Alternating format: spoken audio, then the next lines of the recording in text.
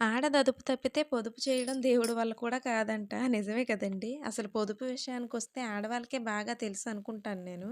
అవునో కాదో మీరోసారి కామెంట్ చేయండి. అంతే కదా! ఎక్కడ ఏదో రూపాయి తక్కువుంటే అక్కడే కొనాలనుకుంటాం మనం. ఎంత డిస్కౌంట్‌లో వచ్చినా ఇంకా కావాలని అడుగుతాం. ఇంట్లో ఏ కొంచెం వేస్ట్ అయిపోయినా ఎందుకులే వేస్ట్ అని చెప్పి అవసరమైతే మనము తినేస్తాము. కానీ ఎంత పొదుపు చేసినా కొంతమంది నా సరౌండింగ్స్‌లో నేను చూసిన వాళ్ళ మాటలు చెప్తున్నాను.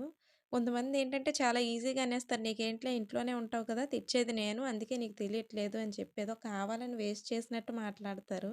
ఏదైనా ఎప్పుడైనా అనుకోకుండా జరిగితే దాని గురించి చెప్తున్నాను నేను. బయటికెళ్ళి తెస్తేనే కాదండి మినిమమ్ సెన్స్ ఉంటది ఏ ఆడవాళ్ళకైనా. బయటికెళ్ళి ఎంత కష్టపడితే ఈ డబ్బులొస్తాయి, ఈరోజు ఇది ఖర్చు పెట్టేస్తే రేపన్న రోజు ఎలా అని ఎక్కువ ఆలోచించేది ఆడవాళ్ళే.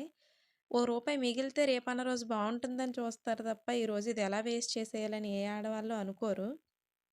నిజంగా ఆడవాళ్ళే వేస్ట్ ఖర్చు చేయాలనుకుంటే మగాళ్ళు ఎంత తెచ్చినా ఆ ఇంటికి సరిపోదండి. ఎంతో కొంత కాంప్రమైజ్ అయ్యి ఎలాంటి వాళ్ళైనా ఏదో ఓ రూపాయి దాయాలనే చూస్తారు. మీరిలా మాట్లాడితే విని పిల్లలు కూడా అదే నిజం అనుకుంటారు. మా అమ్మదేమీ లేదు అంతా మా నాన్నదే అని. నేనేం సినిమాంటిక్‌గా చెప్పట్లేదండి. నిజంగానే చెప్తున్నాను. మనం ఏది చెప్తామో, మనం ఏం మాట్లాడతామో, ఎలా ఉంటామో పిల్లలు ఖచ్చితంగా అలానే ఉంటారు.